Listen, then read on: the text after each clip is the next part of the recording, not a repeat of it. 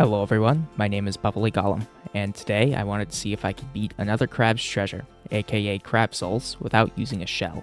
For those of you who don't know what the game is, it is the newest addition to the Souls-like genre. The main catch of the game is that you can pick up random trash from the ocean floor to use as a protective shell. Without a shell, you cannot block, use shell attacks, use stowaways for passive buffs, or take more than 1 to 2 hits without dying. Oh, and one little tidbit I should mention. This is actually my first playthrough of the game, so I'll have to learn every boss's moveset while also dying to them in one hit. Should be fun.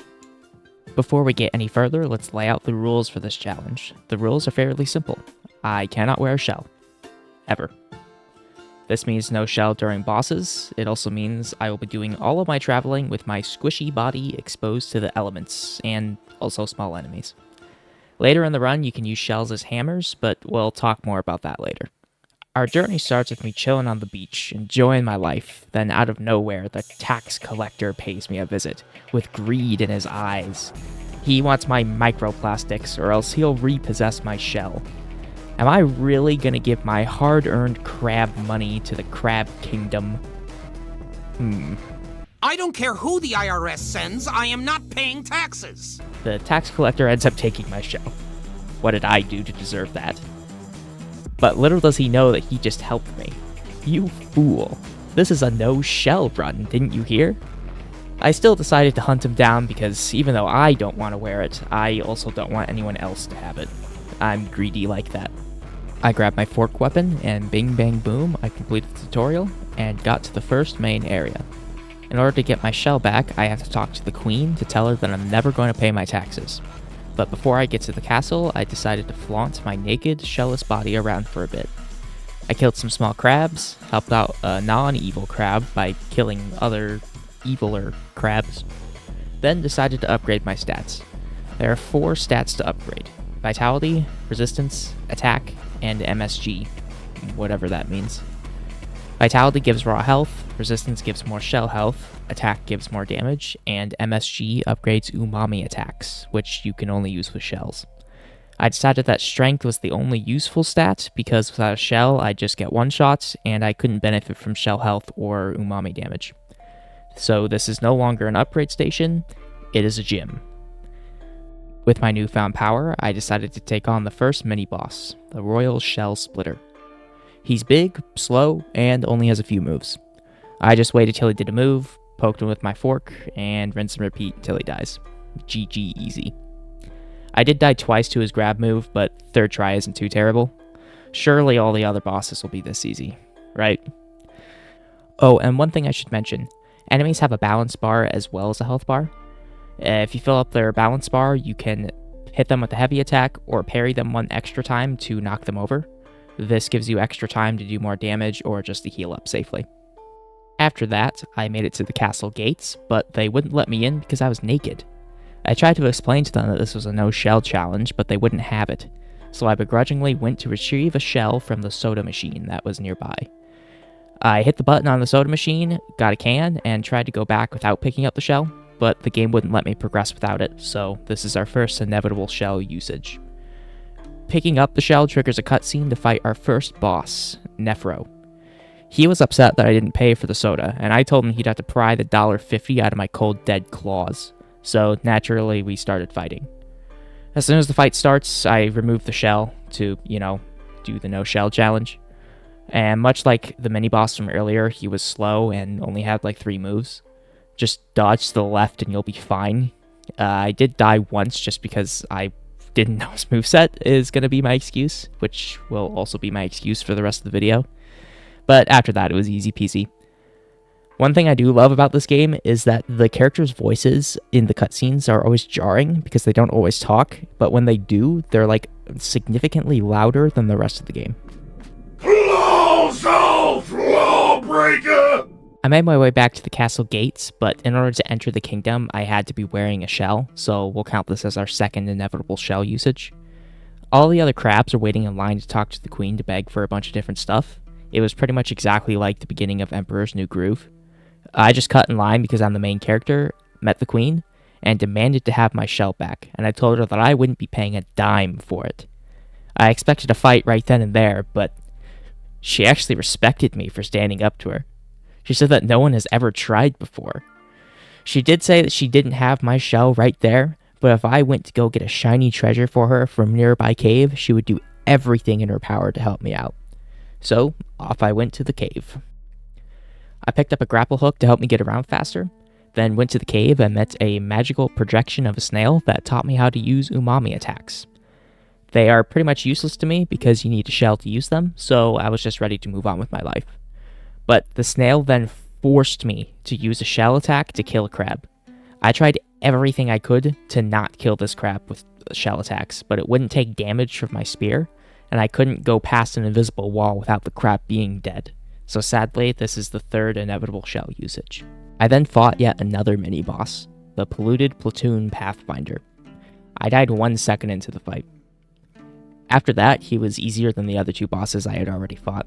I can't talk too much about his moveset because I kinda just stood in his face and mollywopped him. When he doesn't catch you off guard with a stupid jump attack, the fight is actually pretty easy. Just after that fight, I met the magical snail that taught me how to use umami attacks in person. I still held a grudge over the inevitable shell usage number 3, and threatened to trap her in a ring of salt like she was some sort of demon.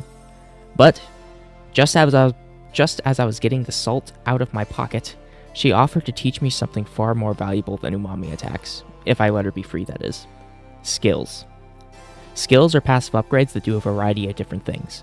All you need to unlock them is the crystals you get for killing tough enemies, and also for mining. Half of skills are related to shells, so we can't use them, but 2 important ones are Dispatch and the No Shell Parry. Dispatch lets me do a ton of damage to knocked over enemies in like an execute style animation, and the No Shell Parry lets me parry without a shell. Duh. You parry by letting go of block just as an enemy attacks you. Successfully doing so does a lot of balance damage and lets you counterattack, so this would be a must-have for the run. I pick up a shiny pearl for the queen and make it back to the castle just to see that everybody's gone crazy. What in the world happened here? I was gone for like 2 seconds. Anyway, bing bang boom, we fight the queen. I died 1 second into the fight. Again. Almost all of her moves would one-shot me, so I had to die a lot just to learn her moveset. She would mostly back up with the poison trail, then try to hit me with her slow swinging attacks that reached halfway across the screen. She would occasionally throw in a quick swipe of her claw or an overhead smash to mix me up. In the end, it wasn't too hard, you just dodge the swipe, then heavy attack. And as long as you watch out for the 2 hit combos, you'll be fine. The queen drops an adaptation for us, which is just a spell we can use even without a shell. I don't think I actually used her adaptation once, because it was kinda garbage. With the queen being dead, that means I get to keep that shiny pearl I got for her earlier. It also means that there should be no more taxes, which also means I can have my shell back. But that plan quickly fell apart, because that lousy loser of a shark said he wanted to keep it.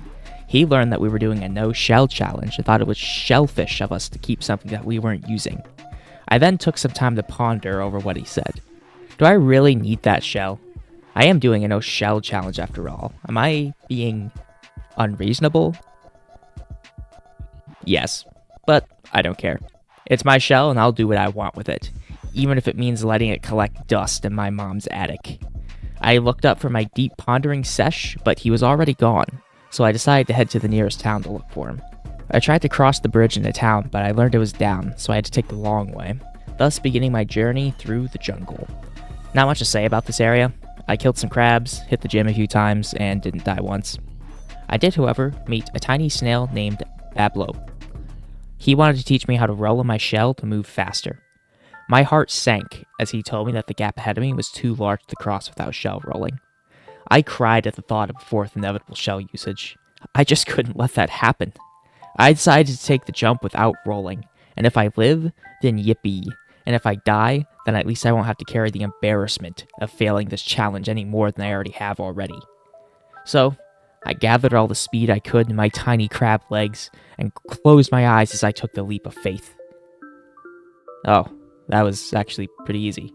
That snail guy hyped that jump up way too much. I made it to town and talked to a few people to see if anybody had seen my shell. The main people are Firth, an aspiring businessman, Nema, the town mom, and Conch, the crab with all the knowledge. There was also the guy who upgrades my weapons, and a homeless crab that also isn't wearing a shell. He's just like me, for real, for real. Just when I was about to give up hope, I spotted it. My shell. But it was on a prawn's head. I had to get that shell back, no matter the cost. I had to ensure that no one could use my shell. I tried to barter for it, but he was refusing, saying things like, I needed to keep me warm at night, and without it I may die. I was about to commit a robbery, but luckily for him, trash started raining from the sky. Trash Island passes over this town to bestow microplastics and other materials, but this time a treasure map fell down from the heavens. The person who could find the rest of the map would be super rich. If I could get that treasure, I could sell it to get my shell back. Just as everyone was arguing for it, the bad guys showed up. Roland was a super wealthy business guy and wanted the treasure for himself, even though he was already the richest fish in the sea. You can tell he is evil by how much of a banger his intro theme is.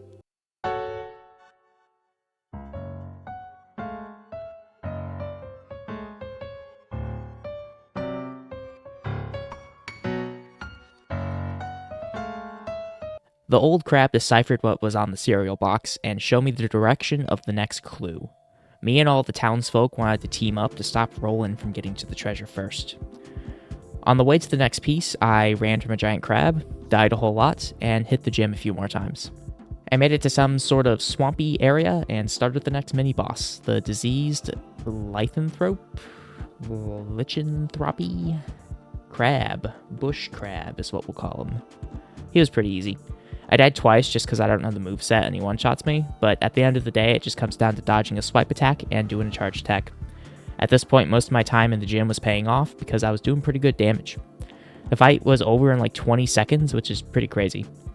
I met up with Firth again, hit the gym, and unlocked the no-shell parry. Parrying without a shell is risky because if I mess up, I die, but parrying allows me to keep up the offensive even when I'm being hit. Some bosses are way easier to hit with this ability, and others are just easier to dodge. We'll talk more about that later, though. At this point, you should know the drill. Kill, die, mine, Pino. Then make it to the next boss. Ikea? Ikea? We'll call him Ikea. This was the first boss that I really struggled with. They had a super long reach with their chopstick sword, so dodging backwards wasn't really the play. It took me a super long time to learn the timing on the big swing too. They would hold that attack for a super long time just to bait my dodge. They had a much faster overhead attack, so if I waited to dodge, I would just get hit by the quick swing, and if I dodged early, I'd get hit by the slow swing. And it's not like I can just heal up or anything, because this person kills me in a single hit. Eventually, I trained myself to recognize the difference between those two attacks. For the overhead, they would use 2 hands, and for the slow one, 1 hand. They also had the fear move, followed up by the quick swing. Once I learned the timing of the quick swing, it was a free parry. Also, I don't know if I mentioned this, but fear just makes it so you can't attack for a bit. Once they got down to half health, the real fight would start. Ikea would dual-wield chopsticks and go ham. Every swing, they would leap forward a stupid distance, so I couldn't play safe. I just had to stay right in front of them and parry or dodge whatever they threw at me. All of their one-hit moves changed into 2-hit combos, so I had to remember to dodge an additional time before getting any damage in. I died over and over and over again, especially on the second phase. I did eventually realize that even though the moves changed a little, the dodge timings were exactly the same as the first phase, just with an extra dodge thrown in. Even the fast left swing in the second phase is the exact same timing as the fast overhead in the first. With that knowledge, plus the fact that he wanted to have a staring contest halfway through the fight, I was able to get a win. After busting a move on his corpse, I collected the map piece and went back to town so the old guy could decipher it for me. The old crab told me that the next piece was hidden away somewhere in Roland's company, so me and my gang scuttled on over. The conditions at his company were not good, to say the least. His workers were being overworked and had unsafe conditions. They were constantly exposed to toxic chemicals and dying left and right. But Roland didn't seem to care as long as he made a buck. Who knew that this guy was so evil? Inkerton, Roland's right-hand man, paid me a visit, thus starting the next mini-boss. Inkerton was pretty easy once I got the moveset down. The only issue was that he was very floaty, so it was kind of hard to land any attacks. So I just had to lock in and parry every move he threw at me like a samurai ninja god. I channeled my inner Sekiro and was absolutely cooking him. And he got so scared that he just up and left. But not before saying this. Not worth my time. Yeah, right. Not worth your time. I was cooking him so good, I was already picking out a recipe in my grandma's cookbook. But sure, buddy, I'm not worth your time. This whole area was kind of annoying. Poison covers almost everything, and the basic crabs now have these little corkscrew weapons that somehow always catch me off guard. I unlocked enough skill points to unlock the Scrap Hammer. Scrap Hammer lets me put a shell on my spear to make it do more health and balance bar damage. Now, I know some of you are probably already typing out your little comments going, actually, you didn't say you were going to use a shell in this video. You put a shell on your spear, so you're using a shell. Well, actually, the title of the video is something about not wearing a shell, so I figured it was okay. The next mini-boss I found was the Scuttling Sludge Steamroller. He was really easy. He's way too slow to do any sort of retaliation after doing one of his attacks, so I just played at a distance and whiff punished him. On the way to the map, there was this small section that wasn't underwater, and I don't know why, but I kind of forgot that crabs could go on land. I totally thought I was going to have to race a timer before I ran out of oxygen, but nope, I'm just a dum-dum. The next mini-boss was the Ceviche sisters. They were just shrimps with guns. They only had 3 moves, which are shoot, sweep attack, and punch attack, and the sweep and the punch were pretty much exactly the same, so they really only had 2 moves. Bottles littered the ground and would block bullets, so all I did was single one sister out, dodge their sweeps and punches, and then kill them. And then after that, you just go and kill the other sister. It was really easy. Killing them gave me the bubble gun adaptation, which at the time I thought was complete garbage, but I was so wrong. More on that later. I went back to town, hit the gym, upgraded my spear, unlocked the dispatch skill to do some execute damage, got some sticky bombs by hugging a sea urchin, and got the next map piece deciphered. Remember that crab I ran from earlier? No, not that one. This one. Well, it turns out he had the final piece, so I had to go kill him for it. This boss took me a good chunk of time to complete. The most annoying thing about it was that you had to do what was called the Walk of Shame. You see, all the other bosses give you the option to respawn right in front of their area when you die. This one, for whatever reason, does not. So every time I die, I had to run all the way back to him. It wasn't super far or anything, but still annoying. This boss didn't one-shot me, but I could still get hit multiple times in a row by his fast combo. He used a good mix of fast and slow moves, but once I learned how to tell when he would throw which move, I was able to play more aggressive. When I did the fast combo, I would back off and let him finish before poking him with a big attack, and if he did anything else, I would poke him while he charged up, and then poke him again after I dodged. This broke his balance quickly and let me do a lot of damage with dispatch. With the map fully restored, we learned we needed to take a boat and sail across the sludge sea to get the treasure. But Roland came and stole all of my hard work and just swooped in like a bungee cord zombie to take the map for himself. We had to get a boat and try to catch up with him. The catch was, our boat needed electricity to run, so we went into Roland's company to meet up. I tried telling Nema that I had magic powers and could probably power our boat without any source, but she thought I was high and made me prove it. This brings us to inevitable shell usage number 4. You can't test the car battery on the boat without a shell attack. And since it was my first playthrough of the game and didn't know where to go to progress the story, I just used the shell attack so she would tell me I was wrong. You might be able to avoid it just by going straight to the next boss, but I wasn't sure. So we'll call it 4, it could be 3. So Furf and I went into the factory to search for a power source for our boat. This factory is riddled with inevitable shell usages. There were these stupid magnets that you had to go into your shell to be sucked up into it, and then the magnet would take you to a different place. I tried putting the shell on my hammer and just trying to parkour my way over, but nothing worked. So there were a total of 5 magnets I think you had to use. So 9 inevitable shell usages. And for the little spark plugs that you had to pick up to plug into the machines, you can just put those on your hammer, so I don't count those. After having a good long cry over the 9 inevitable shell usages we have now built up, I moved on to complete the rest of the area. You know how it goes. Kill, die, parkour, hit the gym, boss fight. Firth was there to greet me, and he pretty much told me that he wasn't aware Roland was a bad guy, and that he believes he can convince Roland to be a good guy. Okay, buddy, you do that. I did ask him if instead of being useless and watching me do everything for him, if he could, maybe join in on this boss fight. And he hit me with the greatest line Fallout has ever written.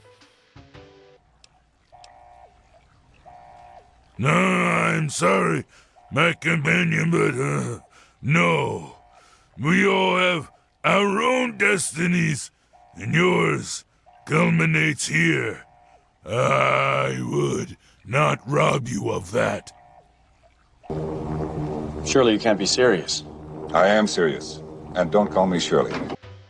I jumped down a Mario pipe to fight the next boss, Volti. She wasn't that difficult, just super annoying. She's a projectile-based boss that you can't kill all in one go. Once you chunk her health, she moves around the map and switches weapons. The second phase also covers the floor with poison, which, again, doesn't really make it that much harder, only more annoying. She has 4 weapons, a hairdryer that shoots electric balls. Is that what I think it is? She bashes you with it. A little doodad that sends out rings of electricity, and a toaster that shoots, you guessed it, toast. I like using the hammer for this fight. You have to play this super passive and slow, so doing more damage with the one hit you get in is useful. You literally just wait out the electric balls, then do a hammer hit, wait out her melee attack, do a hammer hit, jump the electric rings, do a hammer hit, dodge the toaster slams, do a hammer hit. It's super slow and boring. After killing her, you get an electric attack that lets you charge the battery. I have no clue what it does to enemies because I literally never tried it out on them. I just like sticky bombs. I tried to hit the gym after that, but the game only lets you put 30 points into a category. I'm the swollest crab in the whole ocean, but at the same time, I don't feel swole enough. I decided to put points into health because the other 2 were just about upgrading shells. I charged the boat, and me and my whole crew set sail. On the way there, everyone was saying that they would split the treasure and use it for the better of the town. When they asked if I would share it, I said no because I needed to buy back a shell that I don't need. This leads us into the Roland fight, which was very tough, but actually ended up being my favorite boss for the whole game. He had a lot of different moves, and I couldn't get the timing down on the super long wind-up poke move. That move also has 3 more hits in the combo, and on top of that, he has something similar looking to the fast poke move. That's pretty much just the same thing without the combo. He had a grab and a sucker punch, but those were easy enough to dodge. I died to them a few times just because they're slow, but there really isn't a mix-up involved with it, so it's just about learning the timings. I died to him over and over again, and it just seemed like I wasn't doing enough damage even though I was maxed out in strength. That's when it hit me. The one thing I was missing. It was hammer time. The balance and execute damage was way more than the spear. Once I learned that, I committed myself to what I call the Sekiro strategy. The Sekiro strat is simply playing for parries and balance damage over actual damage. I sat there and died for like a solid hour just so I could learn the parry timings. Then, if I messed up, I would either die in one hit or just barely survive. Those 2 points in vitality are actually putting in work. Who knew? Roland would sometimes do this scary move where he'd pull out 6 arms and just go crazy. During that move, I just spammed dodge backwards. I kept dying to it every time I tried to learn the parry, so I just gave up on it after a while. He would also do this weird pinball move, but I never got hit by it, and honestly, whenever he did it, it just gave me a breather. I would either heal or go pick up an extra hammer. After a while, I got really good at this fight. I would start with 2 sticky bombs and picking up a hammer. Then I would parry him like a beast and dodge a few of the harder to parry moves, and I would get in a big execute damage. After that, I would keep parrying, roll, and get some poke damage in. And in the end, I got a little lucky with the fact that he kept spamming the one move I knew how to parry, and he would also do the pinball move quite a bit, which gave me enough time to heal up or just to, get a poke in when he was down on the ground. After Sparta kicking him off of his own boat, I was halfway through doing my celebratory gritty when he suddenly raised back up from the ocean on a giant crane.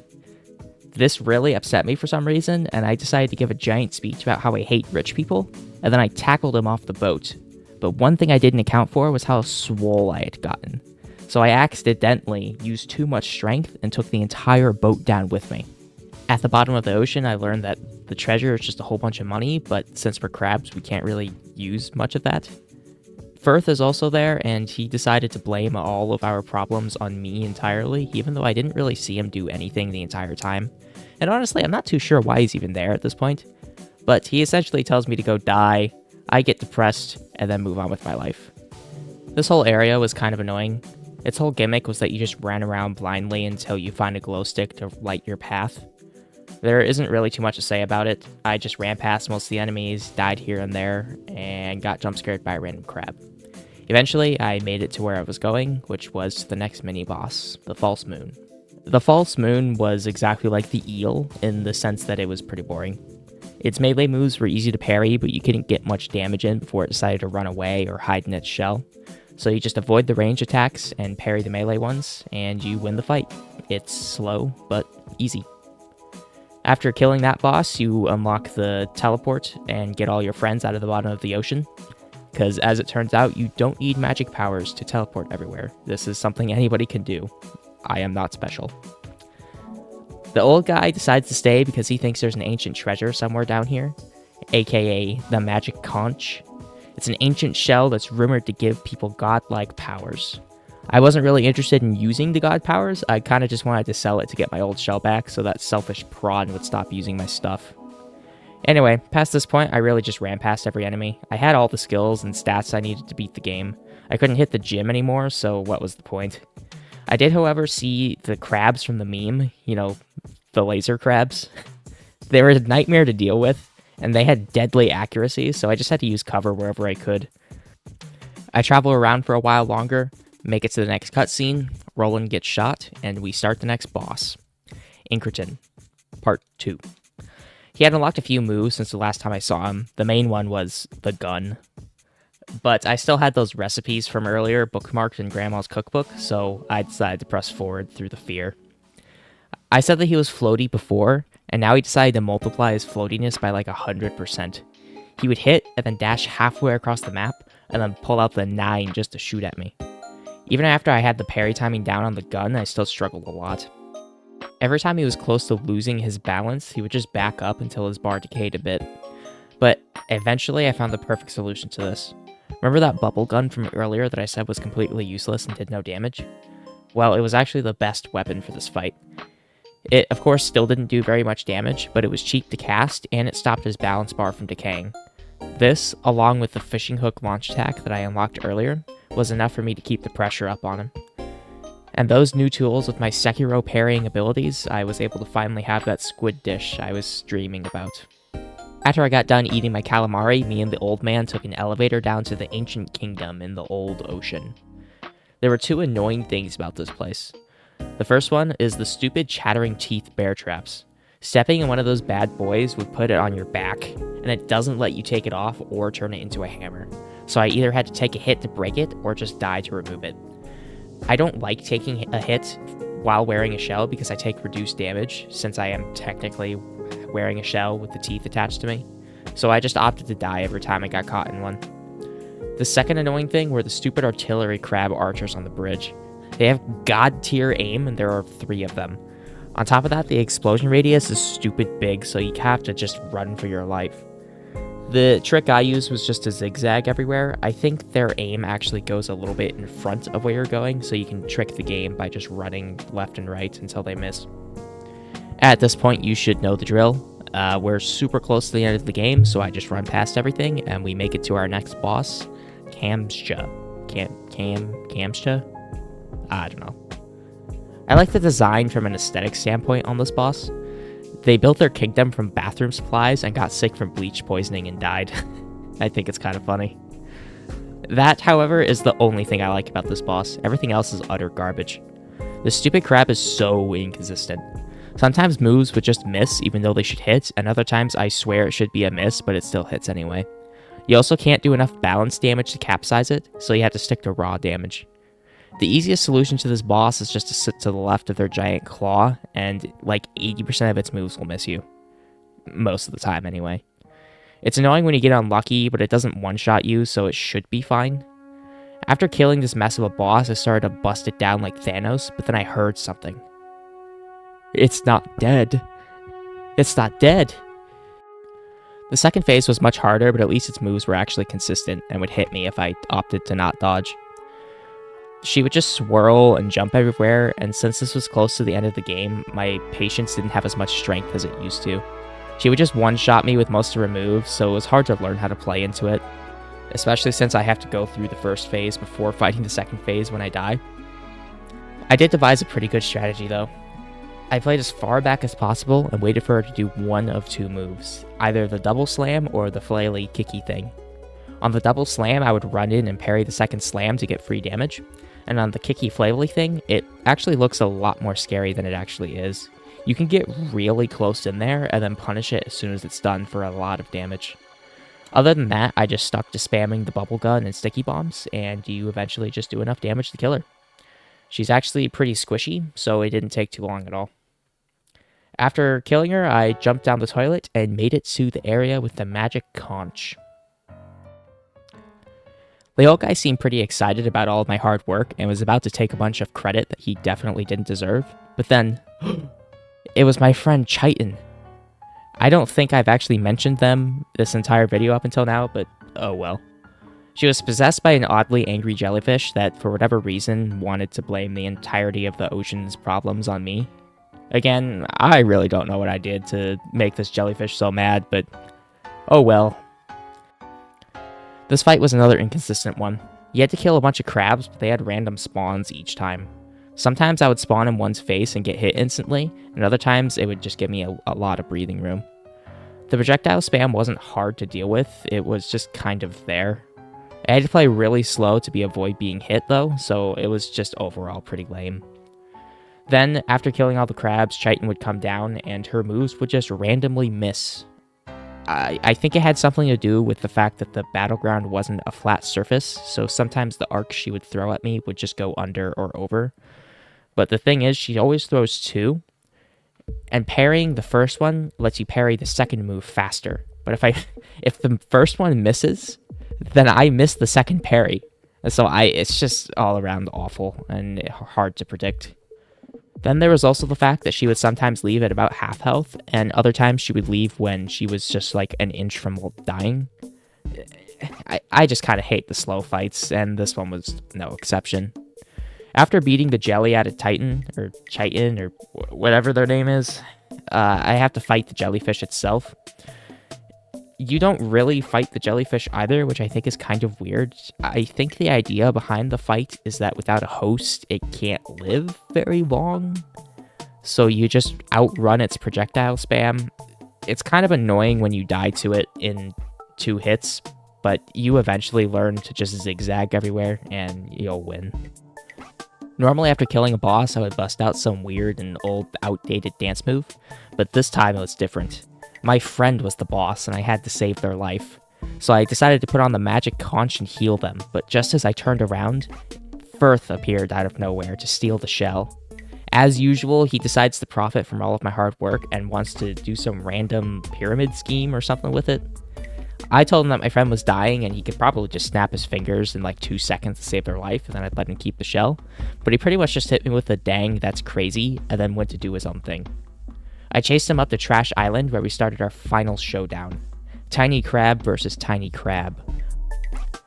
In my opinion, this is the hardest boss in the entire game. I was actually really tilted, and I don't usually get that tilted at these kind of games, but the no shell part made this fight really, really hard. I think the first phase would be super easy with the ability to block, because his entire moveset is just my moveset. He would have the little light attacks that come out really fast, he'd have a charge attack, he has all of my spells and a couple of teleport moves. But the light attacks came out instantly, so I had to not be in his face. I just had to play at a range and poke him when the auto attack chain ended. If he ever decided to just throw multiple auto attack chains, I would just be forced to take the hit, so it was really annoying. His faster moves didn't kill me in 1 hit, but it was really hard to find time to heal up because he would just teleport to me every time I tried. So if I got hit, I usually just resigned to not actually heal and just take the damage and try to win the fight without healing up. After a while, I came up with a pretty decent strategy. Hammers are the key to winning this phase because heavy attacks will actually stagger him out of whatever move he's already doing. So I would just find an opportunity to land a heavy attack and then weave in an extra light where I could, and I would back up as soon as my attack was done just in case he started his light attack chain. If I could put myself right outside of the range of the final hit, I could get another free charge heavy and then rinse and repeat. His bubble gun didn't actually do that much damage, but it was really hard to react to if I was standing close to him. So again, the key was just to play at a mid-range instead of in his face. Other than that, it's just parrying his teleport attacks and his charge attacks, and when he hits about half health, he starts his second phase. I would call this phase 1.5 because there is an actual second phase. He essentially just gets a giant sword made out of garbage, and it looks really scary. And you would think that this sword would make him a lot harder, but you'd actually be wrong. Every time he pulled out the sword, I could actually take a breather.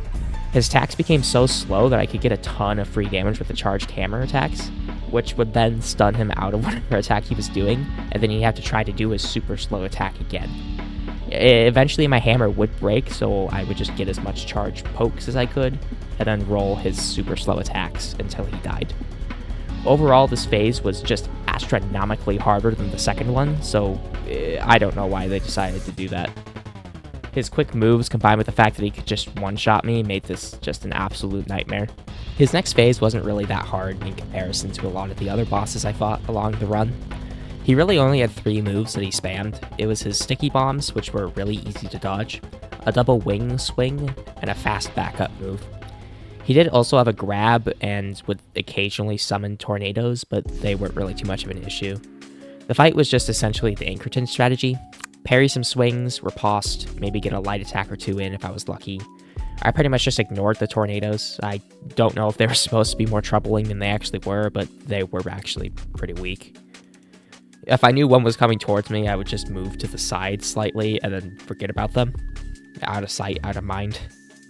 The big scary grab is countered simply by dodging to the right. It eventually took me a while to get the parry timings down on the wing attacks, but eventually I was able to get the W. Really nothing too complicated. The only annoying part was that if I failed, I had to start from phase 1 again. I knocked the shell off Firth's back and had him on the ground begging for his life.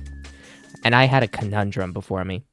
I could forgive him and let him go, or I could use the magic conch to punch him into oblivion for being mean to me, and letting my friend bleed out on the ground. The choice seemed pretty easy, but I remember that this is a no-shell run. Was letting out my anger on Firth really worth breaking the sanctity of the no-shell run? Yeah, I think so. I hit him with a big punch straight out of Dragon Ball Z, and then passed out. I woke up in town and immediately went to get my shell back from the prawn, because I had technically delivered him a bunch of trash. It was kind of Firth at the fight that did it, but we're just going to take credit for it since he's, dead. But the prawn still didn't want to give me back my shell. He either didn't believe me or just was being a jerk. And so I did the one thing that I should have done from the very beginning. I shot him. The game does decide to spit in my face one last time, as it requires me to put on my own shell before ending the game. This brings us to 11 inevitable shell usages, because I still hadn't counted the one from when I punched Firth earlier. After all the trials, all the boss fights, and all the friends I lost along the way, I came to realize that maybe I shouldn't be shellfish and keep my shell to myself. Maybe instead of letting it collect dust in my garage, I could give it to someone who really needs it. Now, you might be wondering why I just killed a guy for my shell just to then immediately give it away to somebody else. And to answer that, my friend, I will tell you the moral of this story. All rich people are bad and they deserve to have nothing. Why should the hard-working businessman get to keep my shell when I could just kill him and give it to the homeless guy? Robin Hood is smiling down at me from heaven. So, is it possible to beat another crab's treasure without wearing shells? No, not really, but I mean, come on, give me some credit. I beat every boss and lived through every area without a shell. Curse these dang game developers for making me use a core part of their game, though. I just wanted to thank everybody for watching. This is a new format of video that I'm trying out. I haven't ever done these scripted things, but it was pretty fun, so I might do it again later if people like it. If you liked the video, I would appreciate it if you gave the video a like, and while you're down there, maybe even subscribe and leave a comment telling me what challenge I should try next. And with that, the video's over. So, as always, I'll see you all in the next one. Peace out.